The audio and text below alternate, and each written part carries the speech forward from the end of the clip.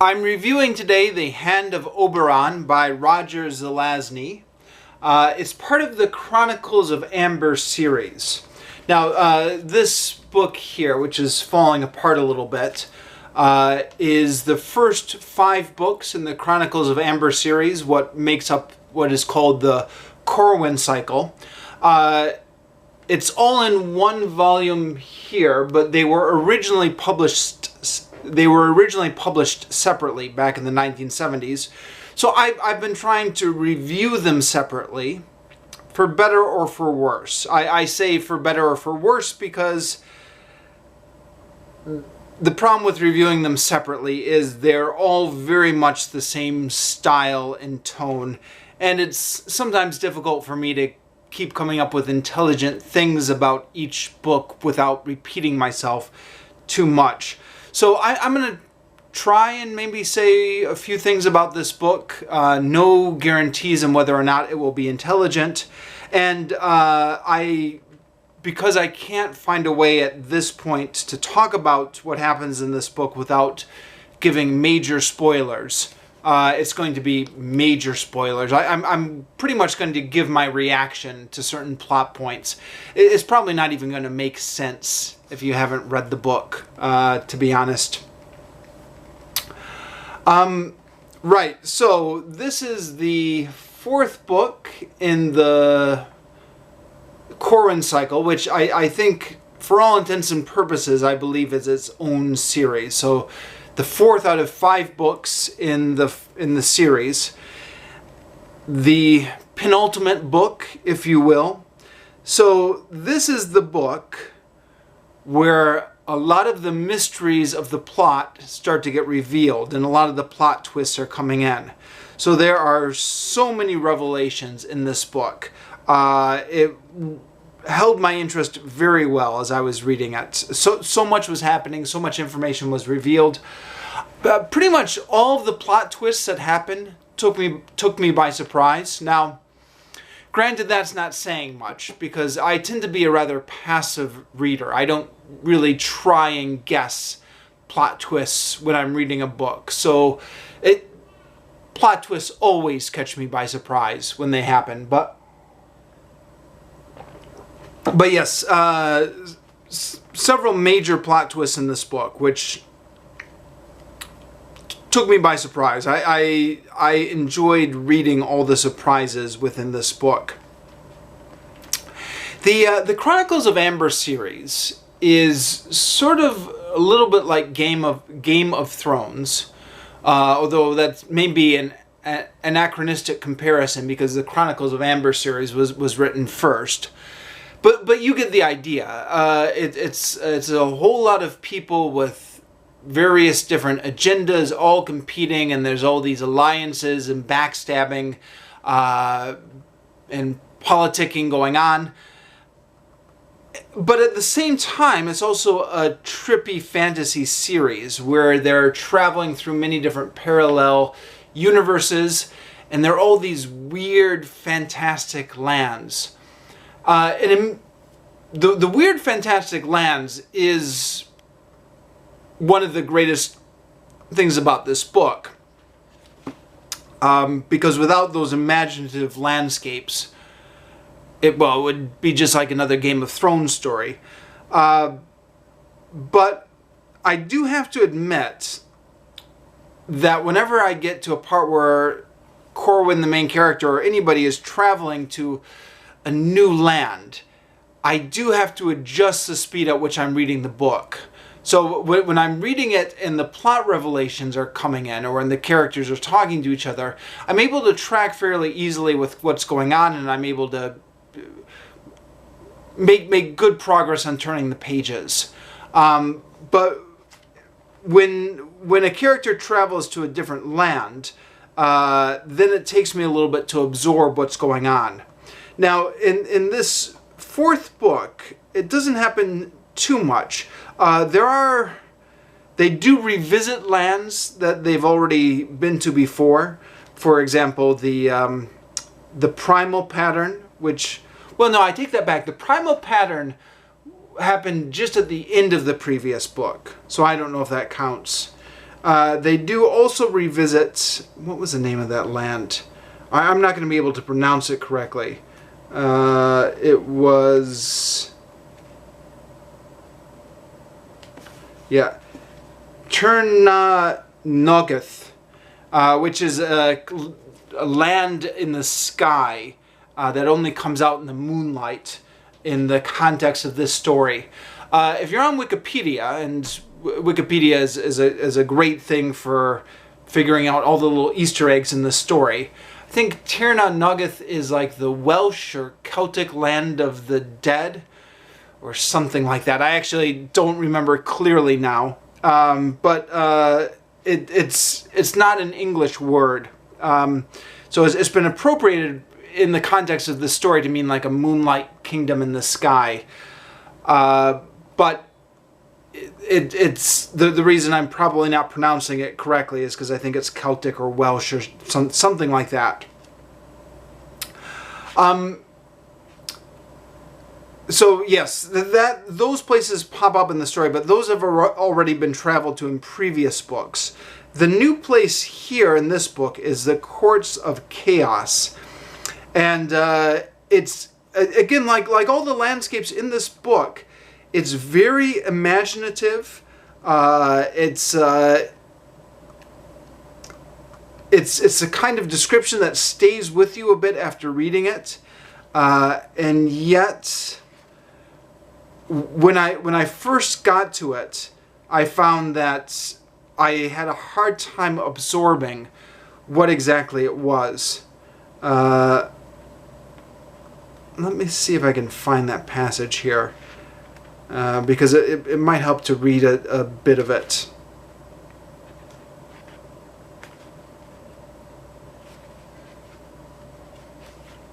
Yeah. Yeah.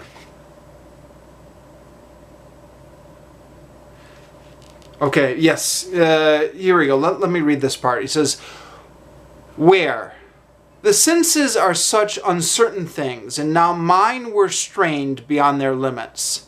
The rock on which I stood, if I attempted to fix my gaze upon it, it took on the aspect of a pavement on a hot afternoon.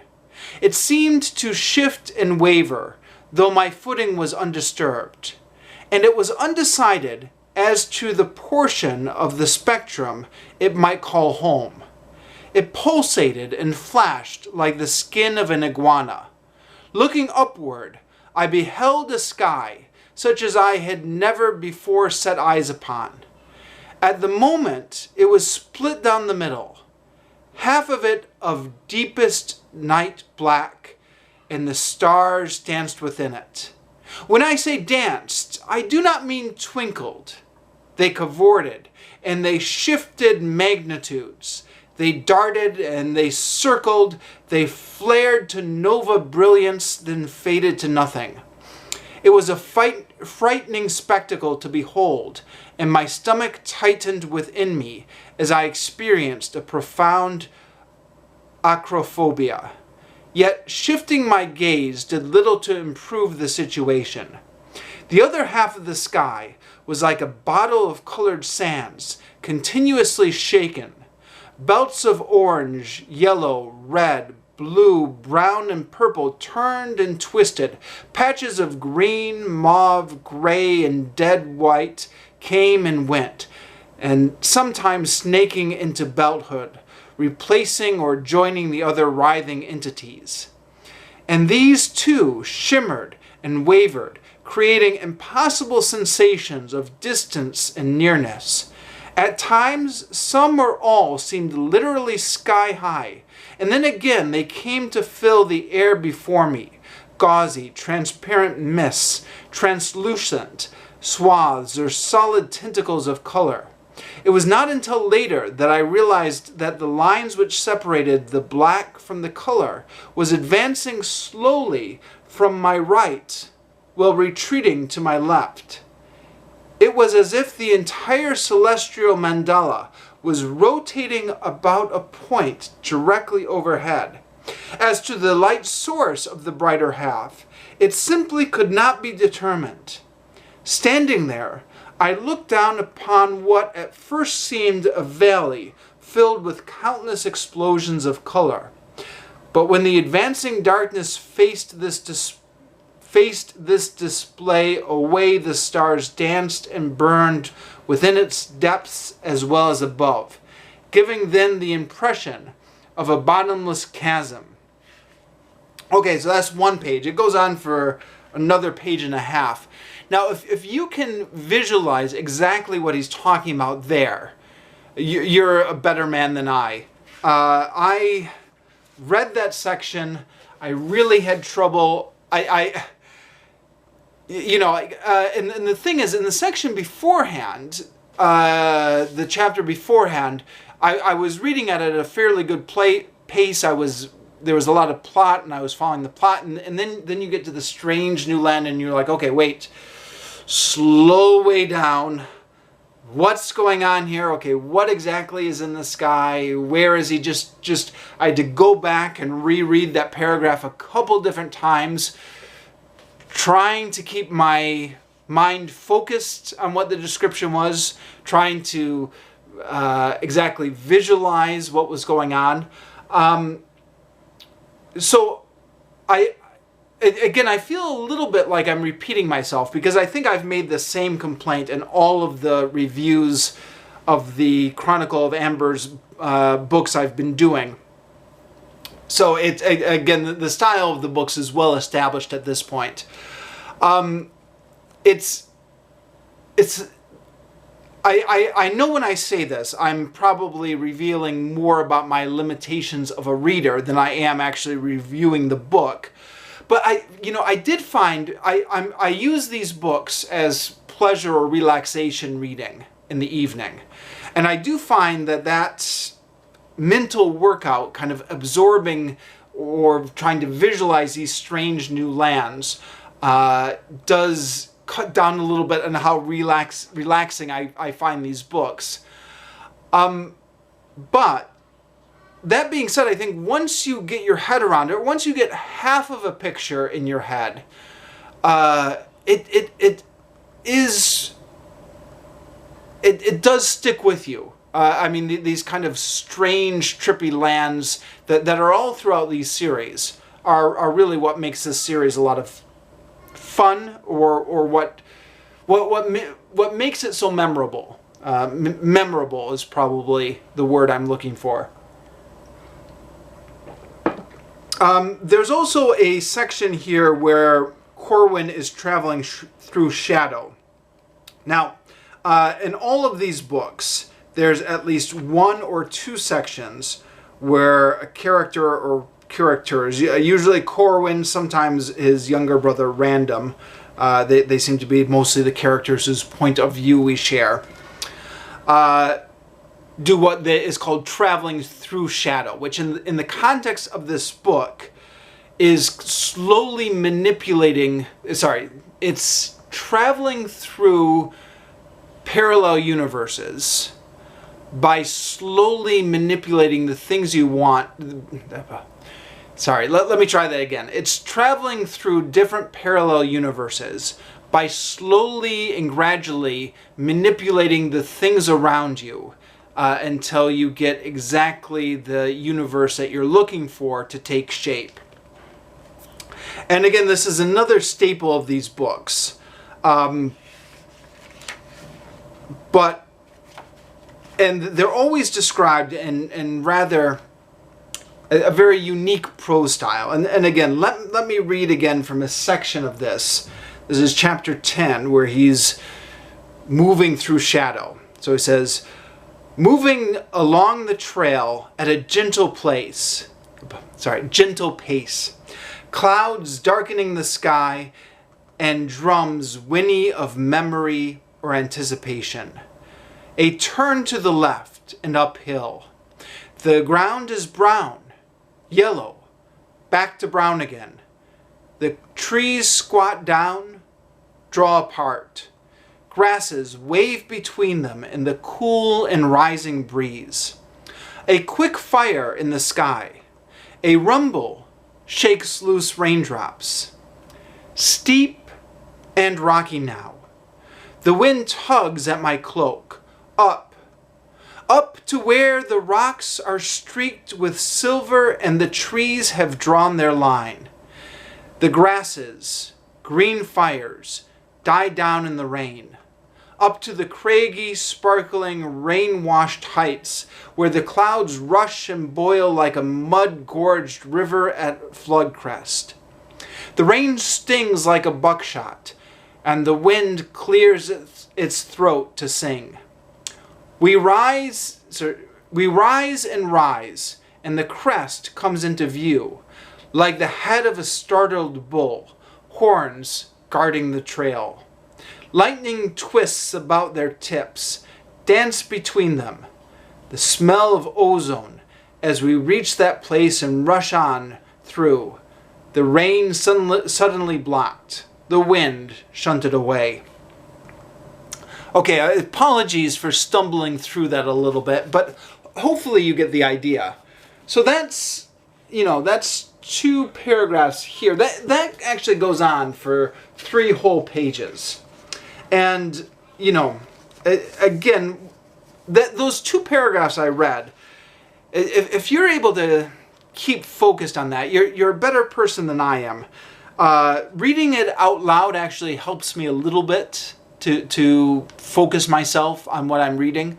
When I'm sitting in a coffee shop reading this silently, I tend to zone out during those paragraphs. A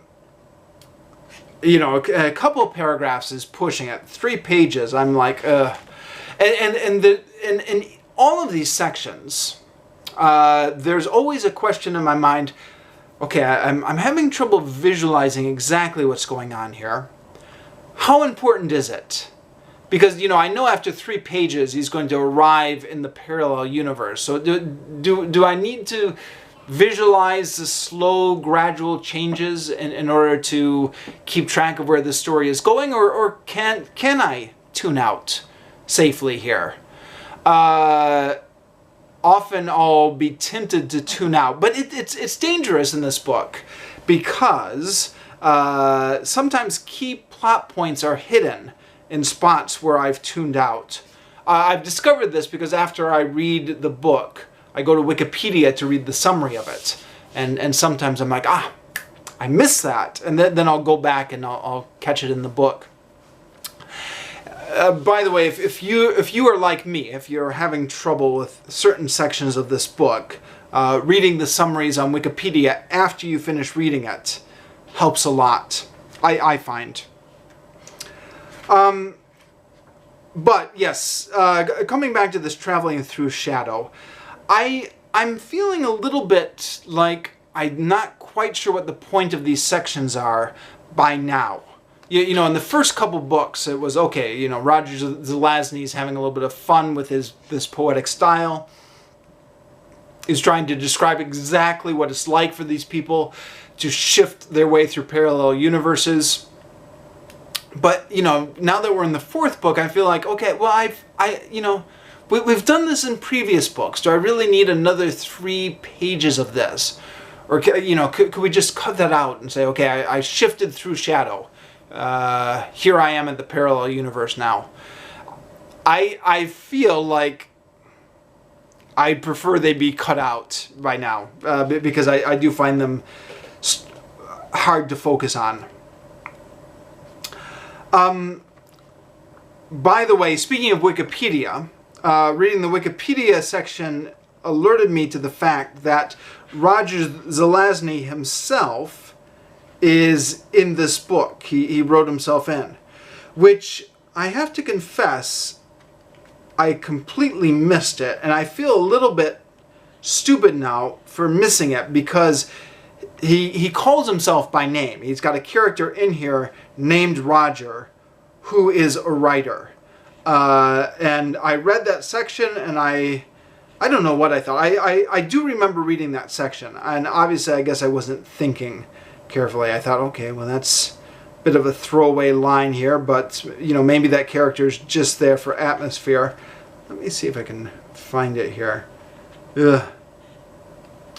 Apologies for not marking these out in advance. Sometimes it doesn't occur to me that it would be good to read on the video until I'm actually in the middle of the review.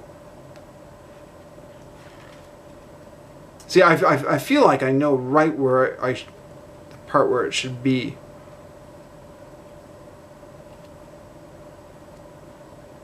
Yeah, okay.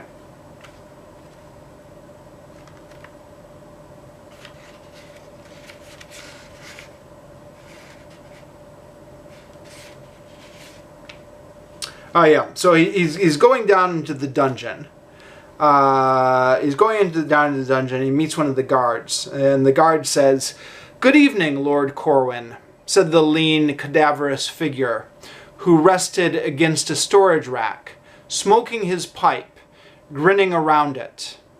"Good evening, Roger. How are things in the netherworld? A rat, a bat, a spider, nothing much else astir. Peaceful. You enjoy this duty?" He nodded. "I am writing a philosophical romance, shot through with elements of horror and morbidity. I work on those parts down here." Fitting, I said. "I'll be needing a lantern." He took one from the rack, brought it to flame from his candle. "Will it have a happy ending?" I inquired. He shrugged. "I'll be happy.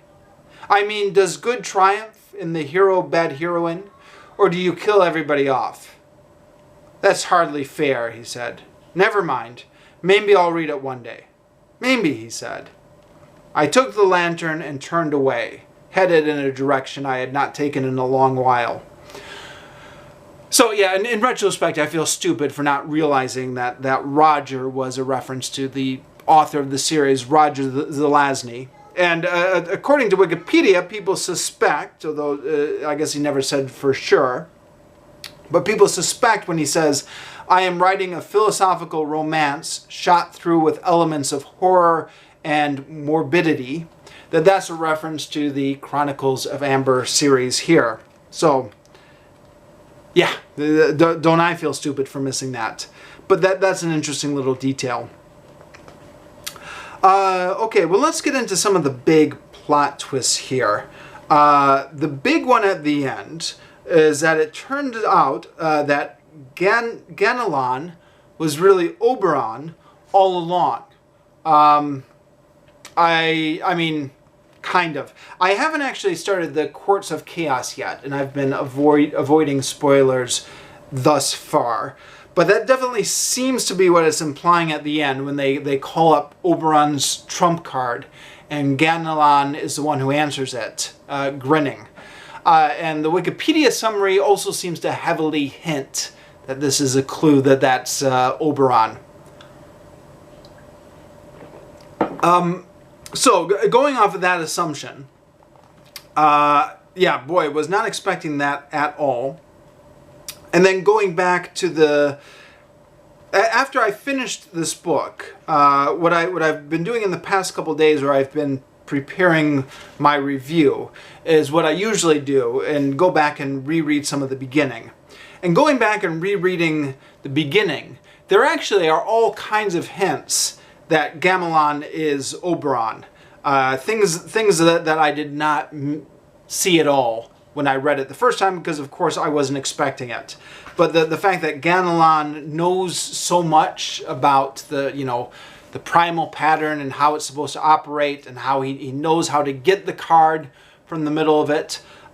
Even things about how, like, Ganelon would not approach that strange animal, the big kind of bird, griffin type beast, even after Random and Corwin make friends with it, and he gives the excuse of, like, well, maybe it's only friends with the people who smell like Princes of Amber, or like the House of Amber. But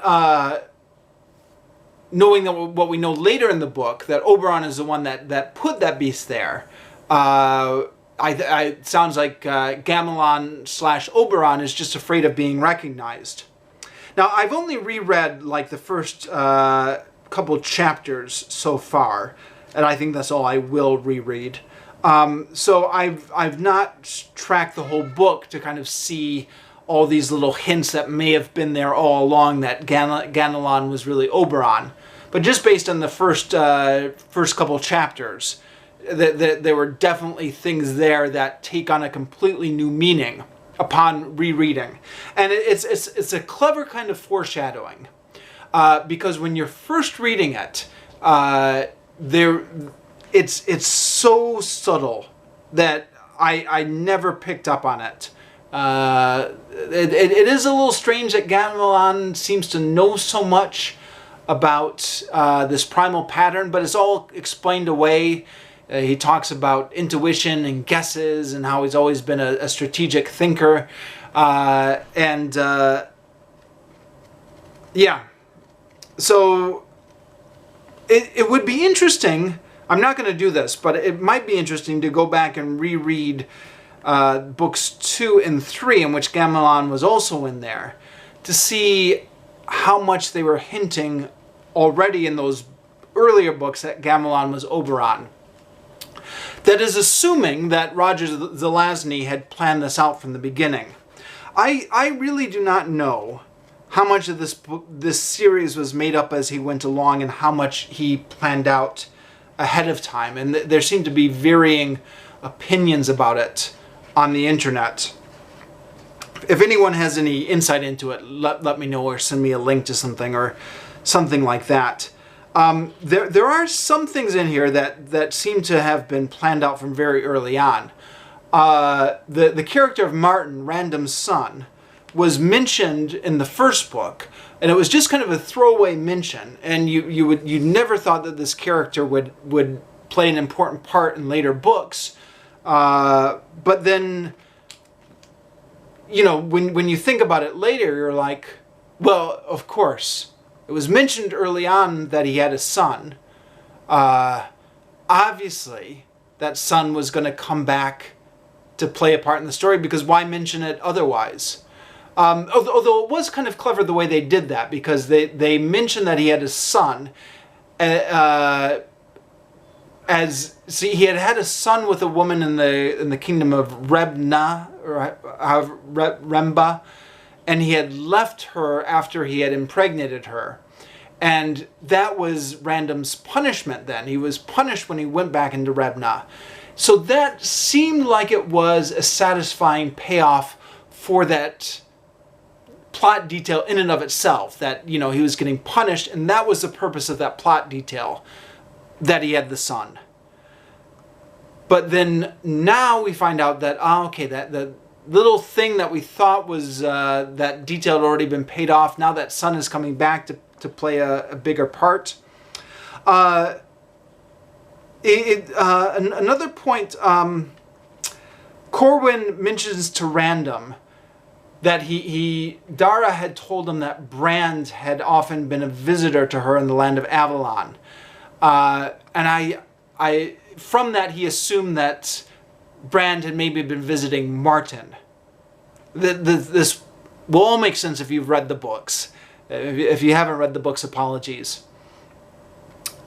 And I read that and I thought, I don't remember that. So I went back and I looked, because they're all in one volume. And I went back to the Guns of Avalon, and sure enough, Dara does talk about how Brand was often visiting her. Now, in the Guns of Avalon, Brand was not around. He popped up briefly in the first book as just kind of a mysterious figure in prison somewhere. So, yes, it sure does look like a lot of these plot details have been planned out from the beginning of the series and are now beginning to pay off in the 4th book, and hopefully will continue to pay off in the 5th book. On the other hand, there are some things that I wonder about that don't seem to make a lot of sense. For example, we find out now that Brand is really the bad guy, and it was, what was her name? Fiona or Flora? I keep getting Fiona or Flora mixed up. Yeah, I think it was Flora. Yes. No. Flora was the one who was watching Corwin when he was on Earth, right?